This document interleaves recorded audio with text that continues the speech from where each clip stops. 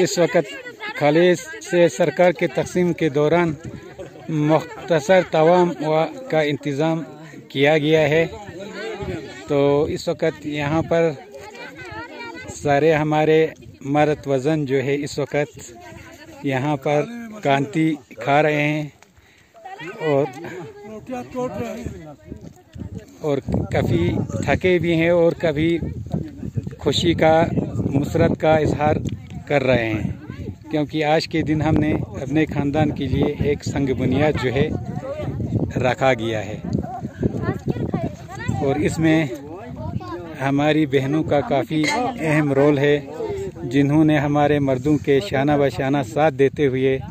इस खालिद सरकार की संग बुनियाद रखने के लिए मर्दों के साथ अहम रोल अदा किया है। और हम साथ ही साथ हम अपने